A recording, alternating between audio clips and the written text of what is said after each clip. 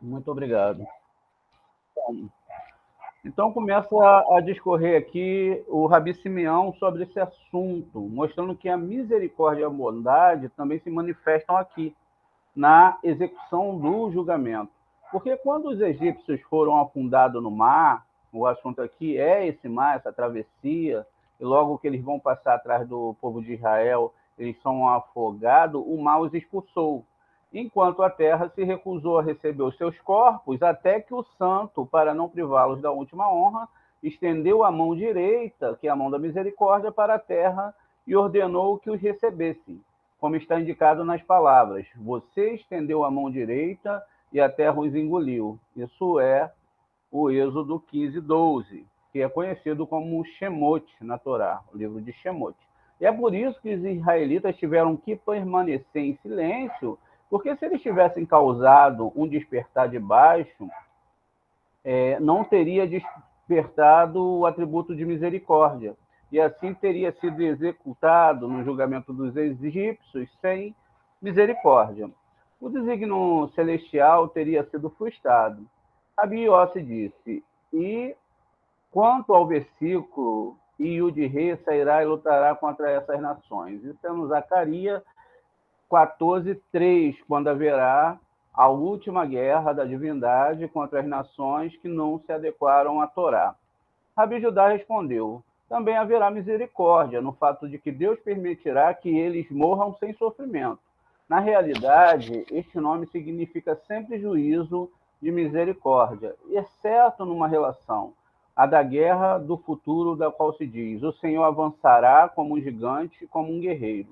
Isso está em Isaías 30, 42, 13.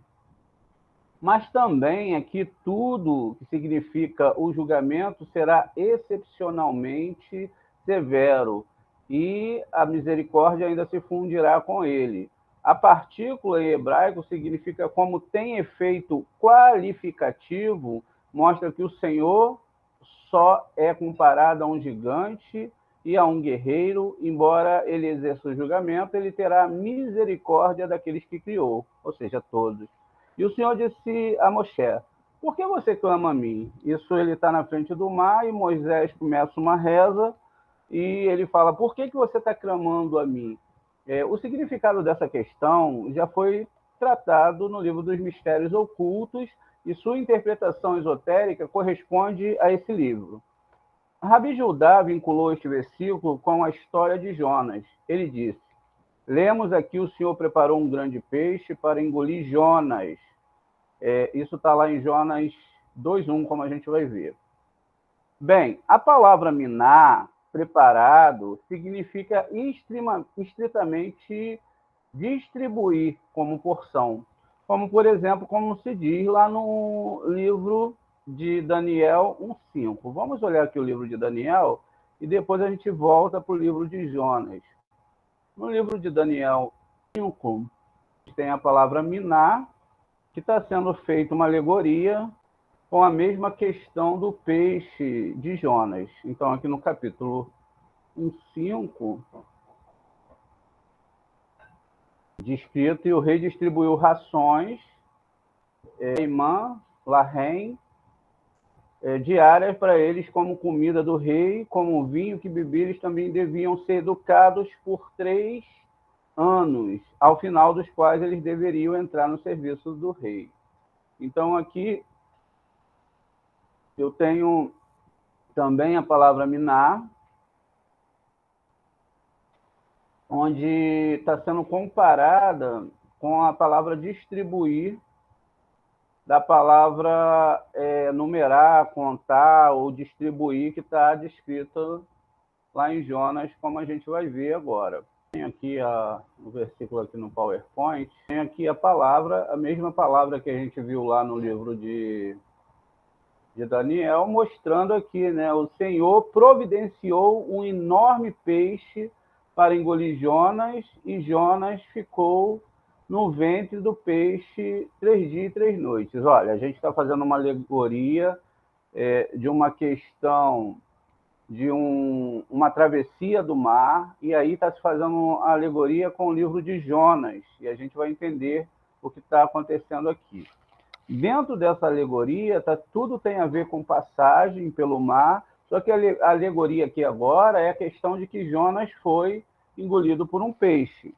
Nessa alegoria, ele é engolido pelo peixe depois que ele é jogado ao mar. Ele fica ali e então, depois que ele tenta fugir do eterno, é como se ele passasse a vida toda, ele tinha muitos bens materiais, e ele pensou em fugir do eterno. Então, ele entra dentro dessa embarcação, e lá dentro, ele então é jogado para fora pelos marinheiros, porque veio uma grande tempestade, e ele estava fugindo da missão que o eterno tinha dado para ele, e aí ele é escolhido, é tirado sorte, e ele é jogado ao mar. E diz aqui, e teve Jonas 3 dias e 3 noites, né, conforme está descrito aí, que ele ficou dentro do ventre desse peixe por 3 dias e 3 noites.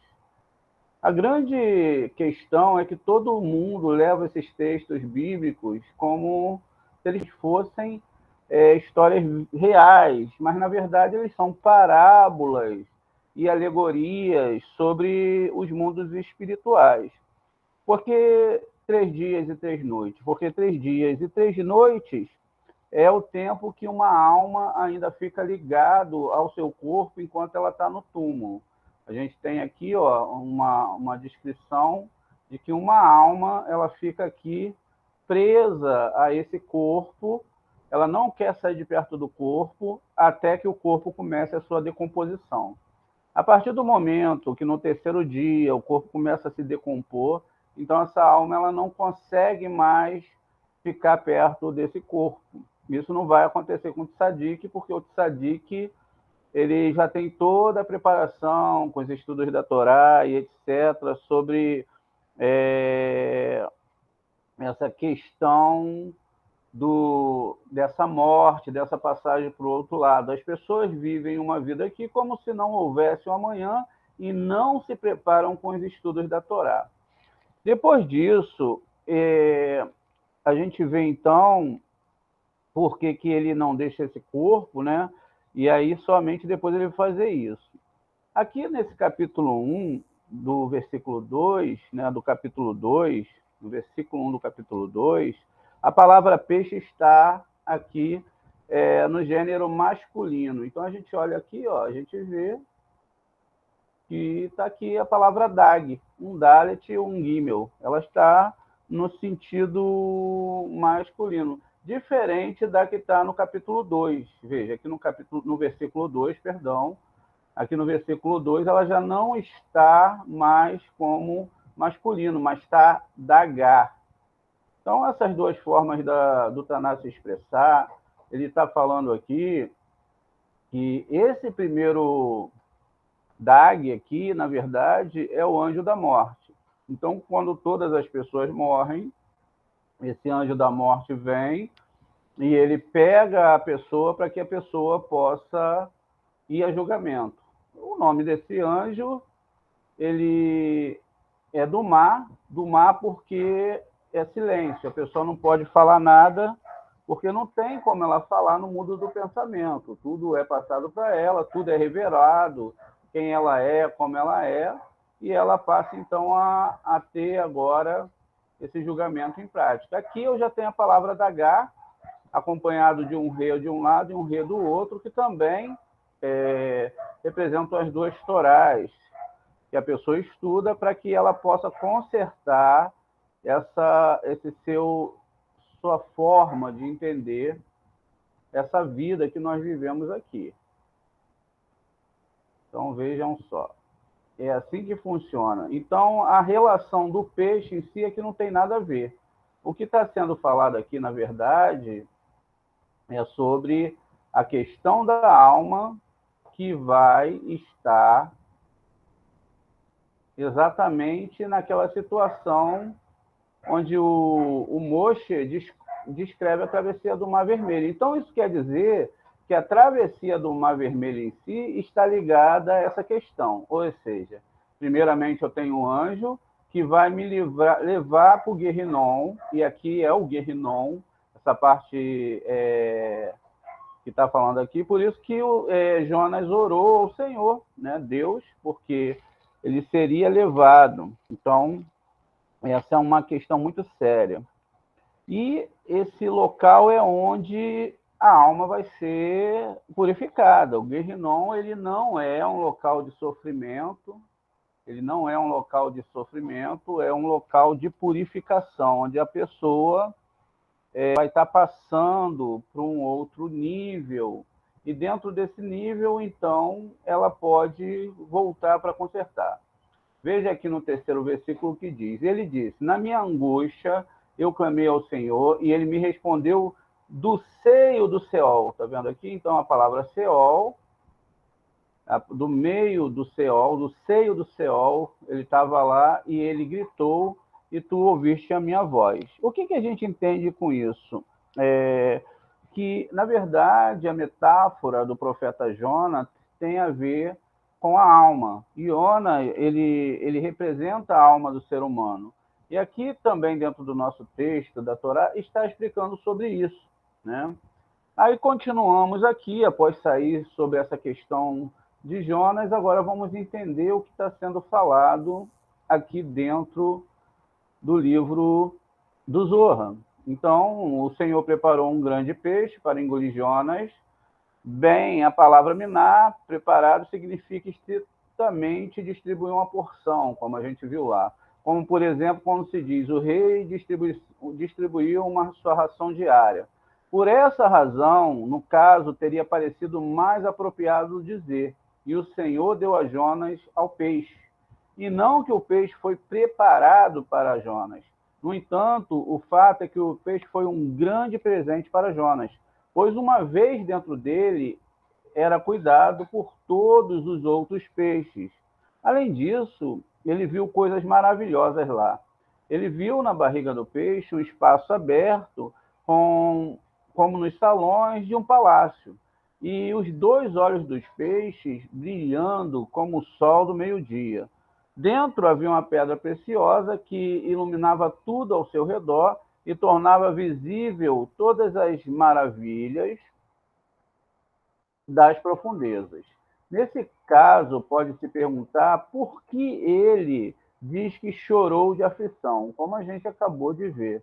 Isso está no Jonas 2. Já que estava tão bem situado, como o Rabi Eleazar nos disse. A resposta é que quando Deus viu Jonas desfrutando desta vista, ele disse, é por isso que eu trouxe você aqui. E imediatamente ele matou o peixe. Então todos os outros peixes se aproximaram e o morderam, por todos os lados, de modo que Jonas se viu em apuros terríveis. E foi então que ele orou do ventre do Sheol, isto é, do peixe morto, e o santo ouviu a sua oração, porque o peixe era o Sheol, e ele deu vida ao peixe novamente, e eis que ele saiu do mar e veio para a terra diante dos olhos de todos, e vomitou Jonas. E todos viram o poder do Todo-Poderoso. Bem, está escrito, e Jonas orou ao Senhor, seu Deus, do ventre do peixe. Ou seja, ele orou no grau da divindade ao qual estava ligado. Da mesma forma que, e o Senhor disse a Moisés, por que você clama a mim? Então é a mesma questão se repetindo. O que é, como dizer, é hora de ir para um grau superior, ou seja, para o ancião de dias, conforme descrito no livro de Daniel. O ancião de dias também é uma metáfora para o Atik Yoamim. Atik Yoamim é chamado de ancião de dias, mas na verdade é um sistema que os planetas têm, principalmente a Lua, onde ele grava toda a história de todo ser humano e de toda a humanidade em conjunto. Nada que nós fazemos fica sem ter essa gravação. Tudo que nós fazemos ficam gravados nesses astros, e aí os nossos sábios chamam ele de ancião de dias. Não tem nada a ver com um personagem em si, de barba branca, um ser humano, etc., que vai estar ligado a essa situação, mas sim é isso que está sendo falado aqui para vocês. E este é o significado da palavra fala aos filhos de Israel que avance, ou seja, do grau em que se encontram no presente, vão para o superior.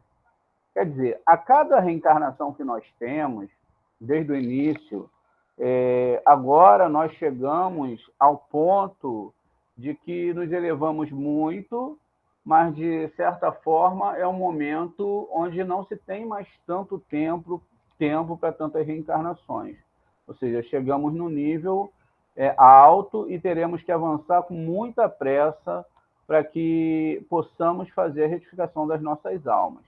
E continua: levanta a tua vara e estende a mão sobre o mar.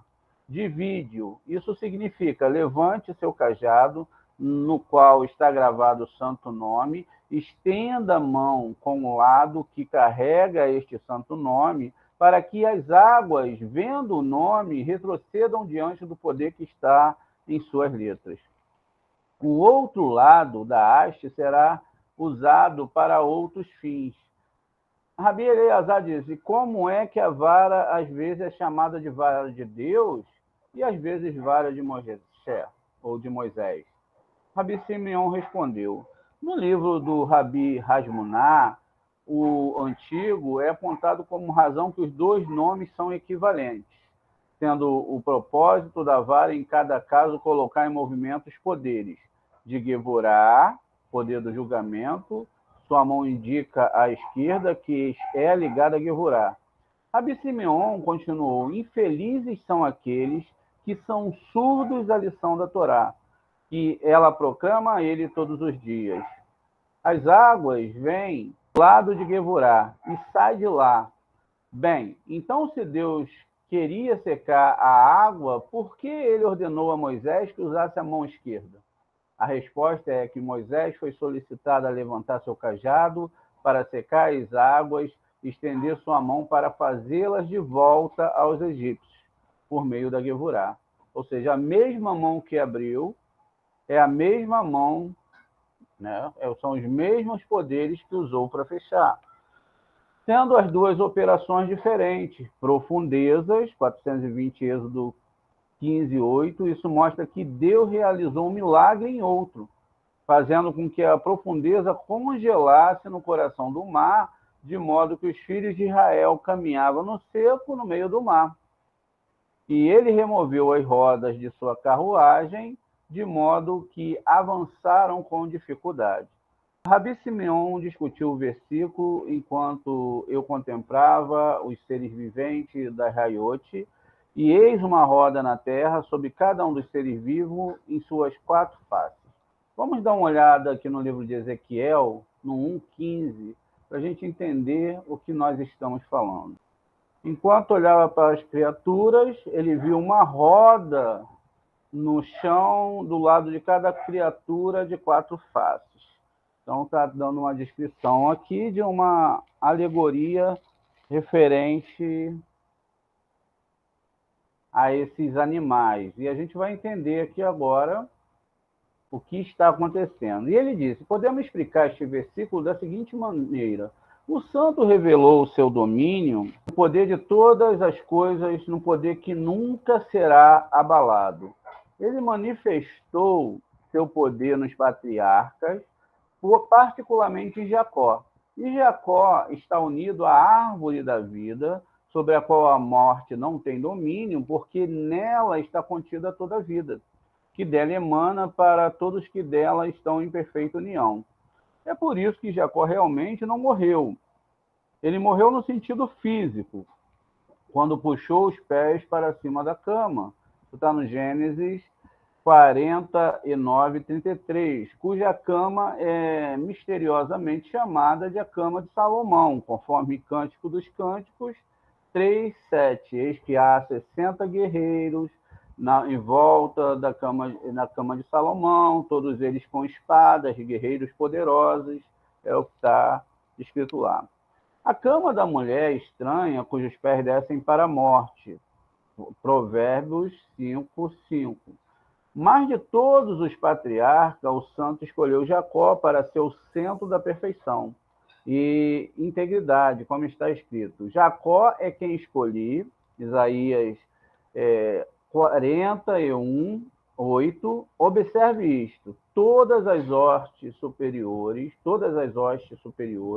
com suas cortes e carruagens luminosas de velocidade celestial, estão ligadas uma à outra, grau a grau, com o grau mais baixo ao mais alto, cada um na sua contraparte, e, acima de tudo, um santo ser vivo que é chamado de Raiá, conforme está descrito lá no capítulo de Ezequiel, que a gente leu no 1. Vamos dar uma olhada aqui para a gente fazer uma síntese do que a gente está dizendo aqui. Então, nós temos um sistema planetário, e esse sistema planetário ele é formado de círculos. A Terra é um círculo, a Lua é um círculo, Mercúrio é um círculo, Vênus é um círculo, Sol também é representado por um círculo, Marte, Júpiter, e aí tem uma infinidade de planetas. Os planetas que mais influem sobre o nosso plano são esses planetas. Os planetas são os 6 planetas. Todos eles têm a sua alma, todos eles têm a sua espiritualidade, todos eles têm a sua força e o seu porquê de estar acima de nós, equilibrados dessa forma. Cada uma desses planetas, eles são ligados através de uma linha. Veja, uma linha que nós chamamos de tubo. Por isso que é chamado de mar de junco. Junco, geralmente, ele tem dentro dele um oco, onde eles usavam para transportar água. Então, é por isso que é usada essa metáfora do mar de junco. Então, quer dizer, de um planeta para o outro, de um sistema para o outro, sempre vai ser necessário ter uma ligação. Então, começando do mais baixo, que é onde nós estamos, até o mais alto, sempre haverá uma ligação. Os animais que foram vistos na carruagem não é uma carruagem realmente como se imagina, mas todo o sistema anual, que é formado por meses, dias, e que no final de um ano percorrem um ciclo. Dentro desse ciclo entram almas e saem almas desse mundo, como nós vimos na história de Jonas, que é uma metáfora para a questão da alma do ser humano, quando ele, então, morre e após 3 dias ele vê que seu corpo está se decompondo e que ele não tem mais o que fazer. Ou ele segue em juízo, ou ele vai ter que ficar preso nesse sistema, o que acontece com algumas almas. Muito bem. Entendido isso, então a gente sabe agora que a gente está falando de uma metáfora no livro de Ezequiel. E aí continua, e é colocado todas as miríades de exércitos que se movem e descansam de acordo com a sua vontade e direção, seja para onde a presença divina vai e esses anjos se movimentam. Esta é aquela criatura viva chamada de Hayote, estão ligadas uns com os outros, todos se movendo e nadando no mar, sobre o qual escrevi: eis o mar grande e vasto, onde movem-se seres inumeráveis, animais pequenos e grandes. Vejam, aqui a gente está tendo uma ideia sobre o todo e sobre essa questão realmente dos animais e de tudo que Deus criou em sintonia um com o outro. Essa criação, ela traz para a gente uma questão muito profunda, porque tudo que nós temos no nosso plano e nos outros planos são questões que são ligadas a tudo que Deus criou. Ou seja, não tem nada que está separado um do outro. Tudo são forças e forças que uma depende da outra. Se nós não tivermos os micro-organismos dentro de nós, nós não seríamos esse ser que se movimenta, que está vivo, que tem uma série de questões funcionando dentro de si, justamente porque estaríamos sozinhos, um corpo estático, sem um funcionamento e sem uma verdade mais profunda que envolve todas essas lógicas da criação dentro de nós. Então, o que acontece? essa questão que está sendo falada, que a gente discutiu até agora, ela arremete justamente a essa questão de que tudo está ligado. Até mesmo o mal ele tem que existir porque ele tem o seu papel. Nada foi criado aleatoriamente pelo Eterno, porque tudo teria que estar ligado, uma coisa a outra, um momento ao outro, um ponto ao outro, do macro ao micro, e assim sucessivamente. Então, teorias imensas até chegar à teoria das quatro cordas aqui no nosso mundo, que é da onde a ciência não pode passar. Muito bem. Com isso, então, a gente segue aqui falando, né, que tudo está ligado a um outro, tudo se movendo e nadando no mar, sobre o qual eu escrevi, ele fala aqui do Terrilim, quando as ondas do mar se levantam, todos os barcos, olha a metáfora, que neles navega, tremem e se agitam, e o ar e as águas são fortemente renovados, para que uma grande tempestade surja. Os peixes que residem nas profundezas do mar são lançados pela violência da tempestade e são lançados para os quatro cantos da terra. Alguns a leste, alguns a oeste, alguns ao norte e alguns ao sul. E ali são apanhados na rede dos pescadores. Quando atingem a profundeza do mar, na maré baixa, onde as areias das costas são atingidas pelas ondas do mar, então os barcos não podem ir e simplesmente se levantam e lançam em um só lugar. Por fim, uma corrente sutil surge em meio a tumultos de água tempestuosas e gradualmente elas diminuem e a paz desce sobre as ondas. Então o barco segue em um curso direto e não se inclinam para nenhum dos lados. Sobre o que está escrito: lavam os barcos, aí está o Leviatã com o qual você brincou. Isso está no Salmos 104, 26. Então, veja, lá estão barcos e aí está o Leviatã com o qual você brincou. Por que o Leviatã que você brincou? Porque você usou muitas vezes a sua vida para não estudar a Torá, para não se colocar nos estudos, para não buscar a verdade dessa vida e se distraiu com outras coisas. Todos os peixes do mar vão para seus locais, os seus lugares, e todas as criaturas se regozijam nele e no raiote nos campos superiores, como está escrito. E todos os animais do campo, eles jogam lá. Ou seja, isso está em Iov 40, 20. Venha e veja. E o que acontece embaixo é semelhante ao que está em cima. O que está embaixo também está no mar. E a semelhança do que está em cima é o que está no mar superior. E o que está embaixo também está no mar inferior. O que nós aprendemos aqui? Tudo que a gente vê quando a gente olha o mar e ele está espelhado é os céus. A alegoria que está sendo falada aqui é que tudo que acontece aqui, de bom ou de ruim, já está acontecendo nos céus. Então, tudo é gerado lá e conforme acontece lá em cima, vai acontecer aqui embaixo também. Isso traz, então, a alegoria de que nada acontece fora dessas rodas, dessas raiotes, ou desse ticum que a pessoa tem que viver. Então, ela segue esse ticum, ela segue essa força para que ela possa caminhar e caminhar. Assim como na história de Jonas, que a gente viu que quando ele é jogado de novo para a Terra, é porque está sendo feito para ele uma nova encarnação, uma nova história, para ele poder de novo vir consertar as coisas erradas que ele fez na outra vida. E muitas vezes a pessoa vai vir com problemas financeiros, problemas de saúde, etc. Mas nada disso importa para a Torá.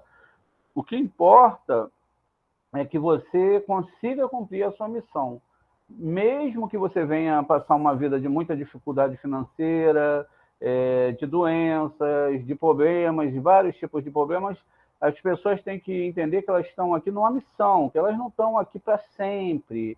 E mesmo que elas se distraiam, etc., que uma hora tudo vai acabar. E que se elas não tiverem consertado o que tem que se consertar, não adianta nada, elas vão continuar voltando cada vez com problemas maiores até que elas possam consertar. Então,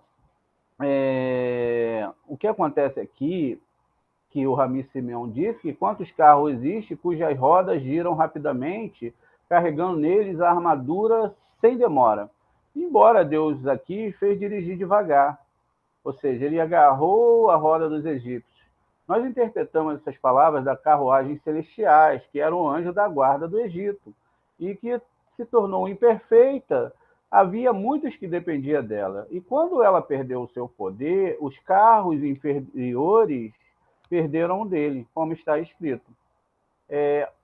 Veja, castigarei a multidão de Noé e Faraó e do Egito com seus deuses e seus reis, até Faraó e todos aqueles que confiaram nele. Isso é Jeremias 46, 25. O que acontece aqui?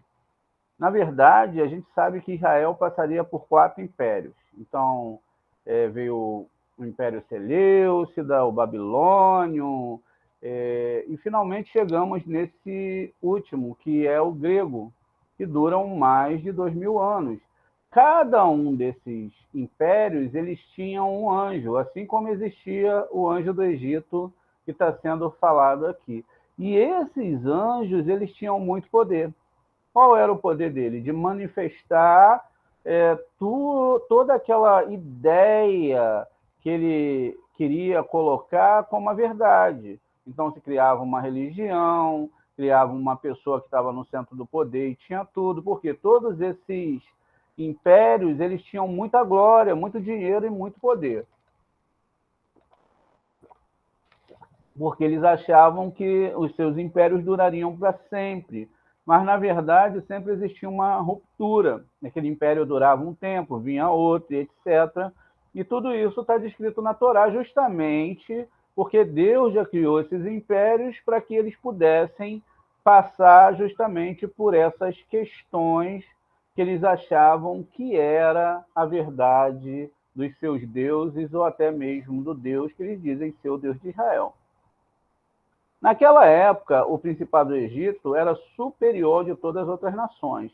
Mas assim que o seu poder quebrou, e o poder de todas as outras nações também quebraram, como é escrito, então os duques de Edom, os reis de Edom, ficaram confusos, os poderosos de Moabe tremendo os apoiaram.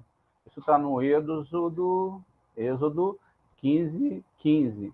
Porque eles eram todos vassalos do Egito, ou seja, eles dependiam do Egito, estavam ligados ao Egito, do qual dependiam para a sua existência. E por essa razão, quando eles ouviram falar da poderosa obra do santo no Egito, eles perderam a coragem. E o medo e o tremor se apoderou deles.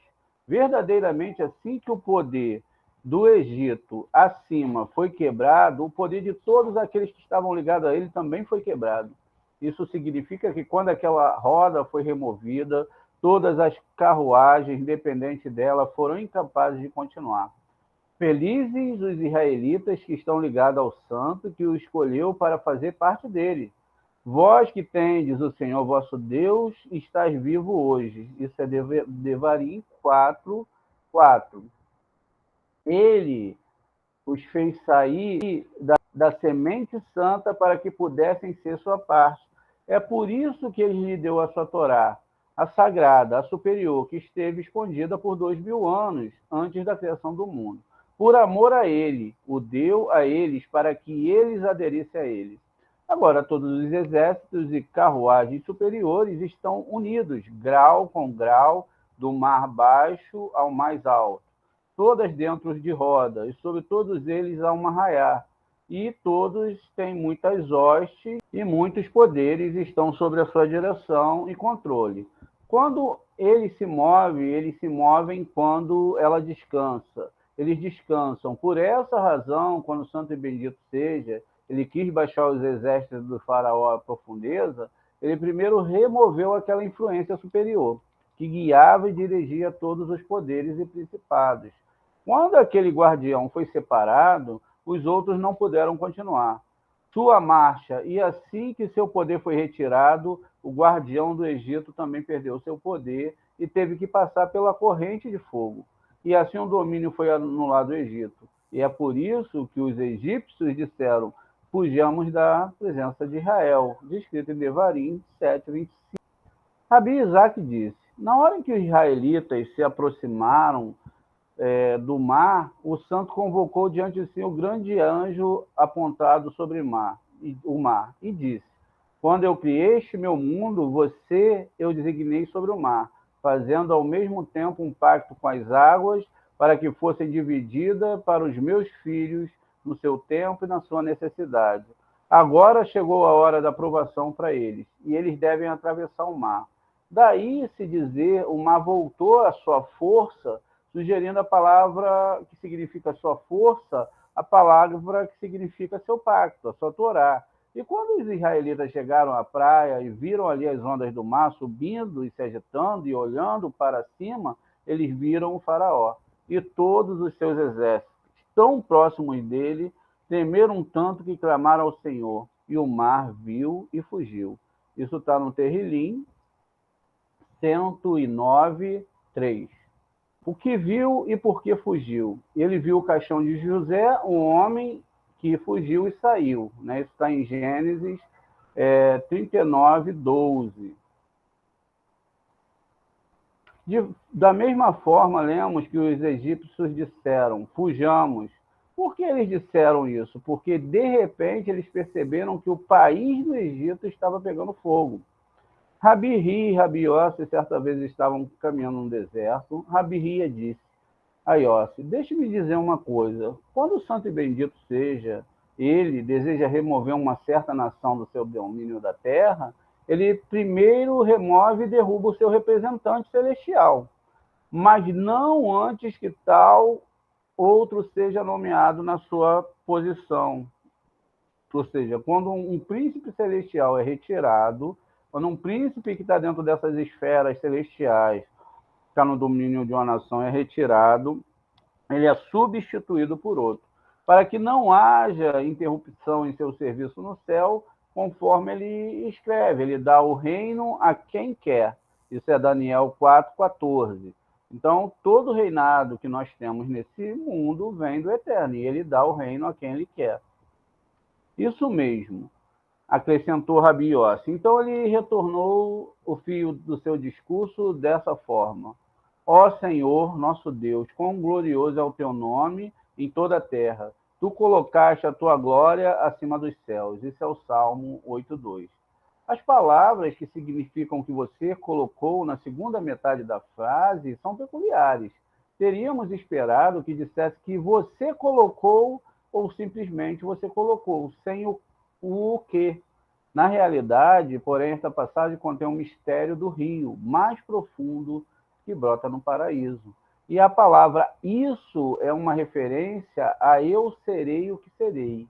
Errie, achei, errie. Eu serei o que eu serei, e em relação a este rio, Davi orou para que ele se manifestasse acima dos céus, para que todos os mundos pudessem unir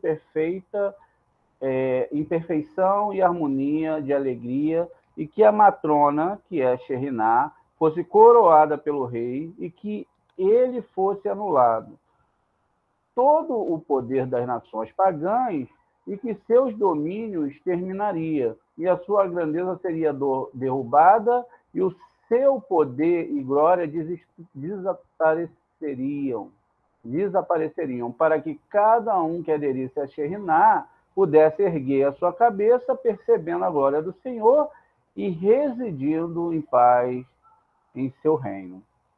Enquanto os dois conversavam, eles viram um homem se aproximando dele, carregando uma trouxa nas costas.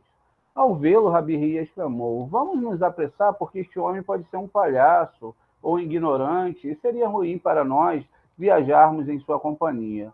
Rabi Yossi uma vez disse: não, vamos nos sentar aqui e esperar até que venha até nós, pois ele pode ser um homem grande e sábio. Então eles esperaram na beira da estrada. Depois de algum tempo, o estranho se aproximou. Quando ele chegou a eles, parou e falou com eles, dizendo: a estrada em que vocês estão andando é perigosa, exceto para uma grande companhia. Conheço uma maneira diferente que será melhor para você. Sinto-me no dever de dizer-lhes que não deve transgredir o mandamento. Você não deve colocar uma pedra para tropeçar diante de um cego, conforme está escrito em Levítico 19:14, porque você realmente é tão cego quanto ao caminho e seu perigo, e suas vidas podem estar em risco. O Rabi Yossi disse: bendito seja o misericordioso por ter nos feito esperar até aqui para que você chegasse. E então eles se juntaram a ele e ele lhe disse, para não falar até que eles deixassem um local. Então eles conduziam por um caminho diferente. Quando estavam a uma distância segura do local onde pararam, eles disse, em uma ocasião, 2 sacerdotes, um estudioso e outro ignorante, passaram por aquele caminho, e o segundo se levantou contra o primeiro e o matou. Desde então, quem passa pelo local onde foi cometido o crime põe em perigo a sua vida, porque ali se reúnem todos os bandidos e salteadores que vivem entre as montanhas e ficam à espreita dos que conseguem passar e atacam todos os que chegam, assim e roubem e matem. E o santo requer o sangue daquele sacerdote todos os dias. O estranho começou a expor o verso. Ainda hoje, Senaqueribe faz-se alto em 9. Eles levantam a mão ameaçadoramente contra um monte e a filha de Siém, a colina de Jerusalém. Isso está lá em Isaías 10:32. Ele diz, essa passagem foi interpretada pelos professores da academia, mas darei a você uma interpretação esotérica, que aprendi. Isso dia, que dia? Pois bem, está escrito, e Araão tomou por mulher Elisheba, filha de Aminadab. Isso é Êxodo 6:23. Isso, interpretado alegoricamente, refere-se à comunidade de Israel, onde Araão é o amigo da noiva, para preparar a casa para servi-la, conduzi-la ao rei para que se una a ele. Desde então, todo sacerdote que ajudava no santuário tinha a mesma função de Araão, de unir Israel com Deus. Ahimelech era um grande sumo sacerdote, e todo o sacerdote que ajudava sob ele eram amigos da matrona. A matrona ela está sendo descrita em cima como a esposa de Aharon. E quando eles foram mortos pelo rei Saul, a matrona ficou sozinha com seu amigo e não havia ninguém para ajudá-lo, para preparar sua casa e conduzi-la à união com o rei. Daí, a partir deste dia, ela passou para o lado esquerdo. Olhem isso, a Sheriná passou para o lado esquerdo e sempre esperando para cair no mundo. Ele matou Saul e seus filhos e o reino caiu na sua linhagem, milhares e dezenas de milhares de israelitas pereceram. E a culpa desse ato parou sobre Israel até que Senaqueribe veio e dirigiu contra Nove, a cidade dos sacerdotes, na cidade de Ahimelech. Este é o dia de Nove, o dia da fatal, quando a comunidade de Israel perdeu seu consorte, seu amigo, quando ficou sem a mão direita para unir com a esquerda. Porque o sacerdote pertence à mão direita. Gibeá fugiu de Saul. Saul é mencionado porque ele matou os sacerdotes e foi a causa da mão direita ser arrancada do mundo. Assim também, aqui, desde que aquele sacerdote foi morto, ninguém se atreve a passar neste lugar, porque sua vida está em perigo. Rabi Yossi disse a Rabi Riá, eu não disse que talvez ele seja um grande homem? E ele então aplicou a ele as palavras, bem-aventurado o homem que encontra sabedoria e o homem que obtém entendimento para si. Somos aqueles para quem o santo prepara um presente quando viaja, ou seja, a manifestação da Sheriná, como se diz, o caminho do justo é como a luz brilhante que ilumina cada vez mais até o perfeito dia, Provérbios 3:13. Então eles estavam andando, então o homem começou a fazer uma exposição sobre o versículo de Davi, um salmo, A terra pertence ao Senhor e tudo o que ela contém, o mundo e aqueles que nele habitam. Isso é Terrilim 24:1. Ele disse, às vezes o título de Davi, um salmo, e às vezes um salmo de Davi. Qual é a diferença? De Davi, um salmo significa, como aqui que Davi contou sobre a comunidade de Israel, e um salmo de Davi significa que cantou sobre si mesmo. A terra pertence ao Senhor e tudo o que ela contém refere-se à comunidade de Israel. E todas as multidões que estão ligadas a ela, os que são chamados aqui, que ela contém. O mundo é aquele que nele habitam, refere-se ao mundo inferior, chamado Tével, que está sobre a égide do juízo. Como está escrito, ele julgará o mundo Tével com justiça. Isso está em Salmos 9:9. E que ambos os juízos e as nações, o mundo inteiro estão ligados a esta esfera de julgamento. Observe o faraó encharcou-se naquela fonte, de modo que ele e todo o seu povo pereceram. Assim que este julgamento foi despertado contra ele, seu guardião celestial foi expulso de seu domínio, abalado em seu poder, e todos aqueles que ele representava caíram com ele. Este é o significado das palavras, e ele removeu a roda da sua carruagem, ou seja, ele anulou o poder do seu guardião superior, e o resultado foi que todos os egípcios morreram no mar. Por que no mar? Porque o mar superior se levantou contra eles e eles foram entregues em sua mão.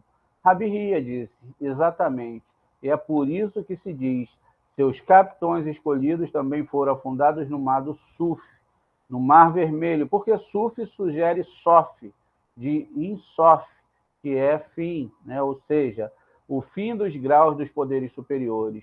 Rabi Hia disse, a expressão que eles infligiram fortemente a eles, Bikevedut, deste verso, é uma prova de que o homem recebe medida por medida, neg que neged, Faraó tomou o seu coração duro, Kaved, o santo golpeou duramente. Shalom e até a próxima vez, se assim o Eterno permitir.